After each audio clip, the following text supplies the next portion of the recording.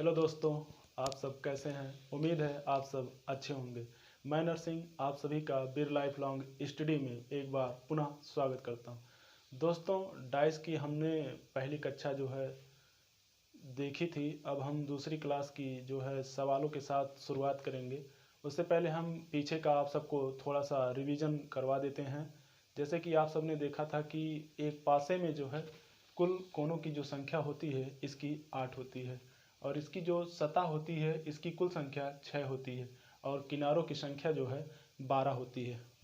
उम्मीद है आपने पहली क्लास देखी होगी और आपको समझ में आया होगा। अब हम दूसरी क्लास देखते हैं। जैसे कि एक छोटी सी बात समझ लेते हैं कि एक के विपरीत जो है 6 होता है, और दो के विपरीत 5 होता है, और 4 के विपरीत 3 होता है। जो संख्या जोड़ने पर 7 हो जाए वही जो है पासे में जो है उसकी विपरीत जो है संख्या होती है। मतलब इसके 3 के पीछे 4 रहेगा, पासे की जो गोटी है उसके पीछे वही संख्या होती है। उम्मीद है ये बात आपको समझ में आई होगी। दोस्तों, अब हम यहाँ से सवाल करेंगे और देखते हैं कि हमारा सवाल किस प्रकार से है। दोस्तों, पहला सवाल है हमारा सीधा सीधा। सवाल को हमने ज़्यादा घुमाया नहीं है और ना ही ज़्यादा बढ़ाया है। दोस्तों, हमने सीधा सीधा आपसे पूछ लिया है कि यह कौन सा पासा है। इसमें आपको बताना है कि यह पासा कौन सा है। ये पासा साधारण है या यह पासा मानक है, ये आपको बताना है। और इसमें आपको बताना है यह कौन सा पासा है। इसमें जो है ये मानक पासा है कि साधारण पासा है कि एक समान सतह पासा है, कि इनमें से कोई पासा नहीं है। तो दोस्तों, हमने पिछली क्लास में देखा था कि 3 और 2 और 5, तो इसमें जो संख्या हमारी छिपी होती हैं उन्हें हम क्या कहते हैं। जो संख्या हमारी छिपी हुई होती हैं उन्हें हम क्या कहते हैं। तो उन्हें हम साधारण पासा कहते हैं।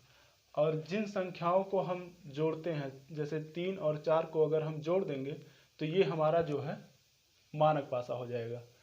तो इसका उत्तर ये साधारण पासा है और ये मानक पासा है। उम्मीद है ये आपको समझ में आया होगा। सीधा सीधा बस आपको ये जानना है कि इसके पीछे जो संख्या छिपी हुई है, यानी कि 1 और 4 और 6, इस सवाल का हमारा उत्तर यह होगा। लेकिन इसमें हमें संख्या ना देकर हमसे सीधा सीधा पूछ लिया है कि इसमें कौन सा पासा है। तो इसमें जो है साधारण पासा है। ये पासा कैसा पासा है? साधारण पासा है। और ये हमारा मानक पासा है, क्योंकि ये 4 और 3 जोड़कर 7 हो जा रहा है। और जब कोई संख्या जोड़ने पर 7 हो जाएगी तो वहाँ पर अगर आपसे इस तरीके से आएगा ऑप्शन, तो जो है आपका जवाब होगा कि ये मानक पासा है। उम्मीद है आपको समझ में आया होगा। अब हम चलते हैं तीसरे सवाल की ओर।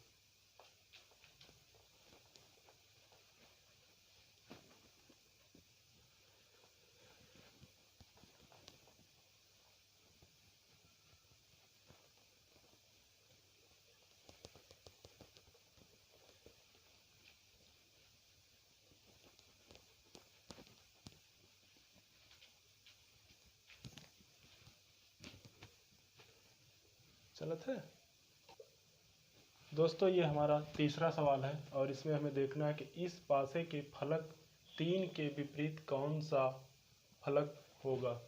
तो इसमें से आपको बताना है कि 3 के विपरीत क्या होगा। अभी जस्ट हमने आपको पहले बताया था कि 1 के विपरीत 6 होता है, और उसके बाद 4 के विपरीत 3 होता है, और 5 के विपरीत 2 होता है। तो यही हमें बताना है। तो इसका उत्तर सीधा सीधा हमारा जो है 4 हो जाएगा। इसका हमारा सीधा सीधा उत्तर 4 हो जाएगा। और दोस्तों, अगर अब हम देखें कि अगर यहाँ हम लिख देते हैं कि 6 के विपरीत क्या होगा, तो अगर आप इसमें पूछ लेगा कि यहाँ हो जाए कि 6 के विपरीत क्या होगा, तो आप सीधा सीधा 1 को आंसर कर देंगे। उम्मीद है इन चारों सवालों के माध्यम से आपको समझ में, अगर कोई आपसे विपरीत पूछेगा तो आप कैसे बताएंगे। बस बहुत सिंपल है। जब 6 में 1 जोड़ोगे 7 हो जाएगा, जो जोड़ने पर 7 हो जाए वही हमारा आंसर होगा। उम्मीद है आपको समझ में आया होगा। जो है प्यारे दोस्तों, अब हम आगे बढ़ते हैं और जो है हम देखेंगे अब अगला नियम जो है। दोस्तों अब हम देखेंगे जो है पांचवा सवाल। पांचवा सवाल जो है रूल नंबर 1, जिसमें आपको देखेगा 1 2 3, जिसमें कि 3 पासा रहेगा। तो इसमें जैसे सवाल हमारा दिया हुआ है, नीचे एक पासे के 3 प्रारूपों को दर्शाया गया है। इस पासे में 3 के विपरीत फलक पर कौन सा अंक होगा। तो इसका साधारण सा हमने रूल लिख दिया है। रूल नंबर 1 कि एक सतह का 4 निकटवर्ती सतह और एक के विपरीत सतह होती है। मतलब कि मतलब 4 निकटवर्ती सतहों के जो 4 निकटवर्ती सतह इसमें से मिलेगी, उसी के निकटवर्ती जो एक विपरीत सतह होगी वही उसका जो है उत्तर होगा। ये रूल नंबर 1 जो है आप सब लिख लीजिए कि एक सतह का 4 निकटवर्ती सतह और एक के विपरीत सतह होती है। अब हम आपको इसका समझाते हैं कि आप इसका जो है उत्तर कैसे निकालेंगे। जैसे कि हमसे पूछा है, ये आप लिख लीजिए, हम इसे मिटा दे रहे हैं। जैसे अब आपसे पूछा है कि 3 के विपरीत, यहाँ आपसे पूछ लिया है 3 के विपरीत, तो 3 इसमें भी है, 3 इसमें भी है और 3 इसमें भी है। तो यहाँ पर दिया है 3 के विपरीत जो है 2 और 1 है, और इसमें 3 के विपरीत 5 और 1 है। तो इसमें हम सिर्फ जो दोनों में कॉमन रहेगा उसको नहीं लिखेंगे। तो यहाँ 5 है जो कि इसमें नहीं है, और इसके बाद इसमें देखेंगे तो यहाँ क्या है 4। तो अब बची कौन सी संख्या। तो आप कहेंगे कि यहाँ देखिए 3 हो गया, 2 हो गया, 1 हो गया, 5 हो गया, 4 हो गया। तो हमारी जो संख्या बची है वो 6 बची है। तो इसका हमारा जो उत्तर है वो 6 हो जाएगा। उम्मीद है आपको समझ में आया होगा। अब हम जो है अपने अगले सवाल पर चलते हैं और अपने अगले रूल पर चलते हैं। अब हम सवाल नंबर 6वां देखेंगे। अगले नियम पर जो है कि किस प्रकार से सवाल होगा जो है। अब हमारा जो है अगला सवाल और अगला रूल, पहले हम जो है जो भी रूल हैं 3-4 रूल देख लेते हैं, उसके बाद हम जो है उसी पर आगे जो है और क्वेश्चन करेंगे। रूल जानना और समझना बेहद ज़रूरी है। अगर रूल आपके एक बार समझ में आ गया तो जो है आप सवाल को आसानी से 10 सेकंड के अंदर कर सकते हैं। कोई भी डाइस का सवाल आपसे जो है छूटेगा नहीं। तो अब सवाल नंबर 7वां क्या है।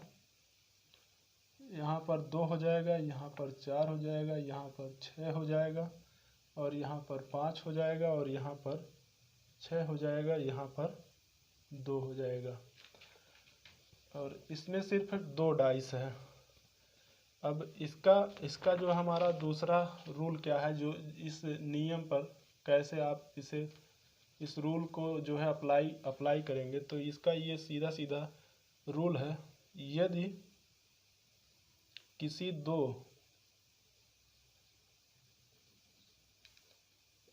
दो डाइस या फिगर में 2 अंक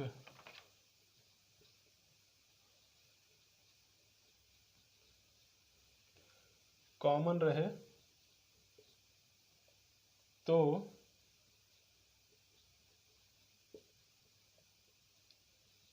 तीसरा अंक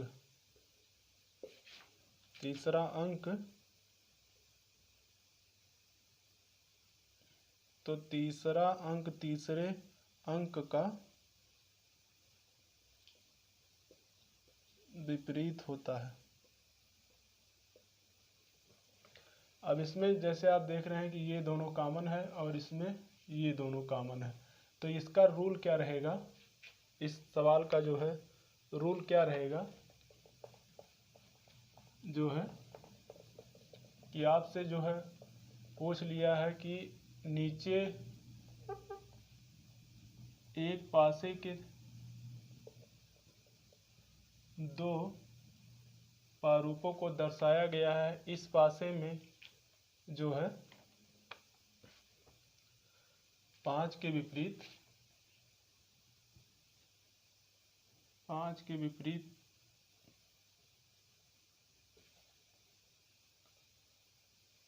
क्या होगा, 5 के विपरीत क्या होगा।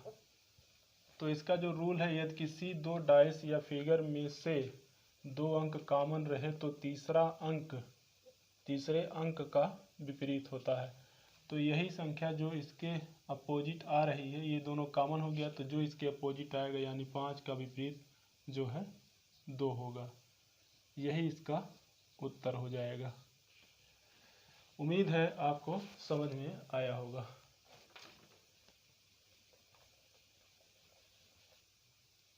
दोस्तों, आप सबकी असुविधा के लिए खेद है। अब इससे के आगे जो है क्लास कुछ देर बाद जो है अपलोड कर दी जाएगी। आप सब अपना ध्यान रखिएगा। जय हिंद।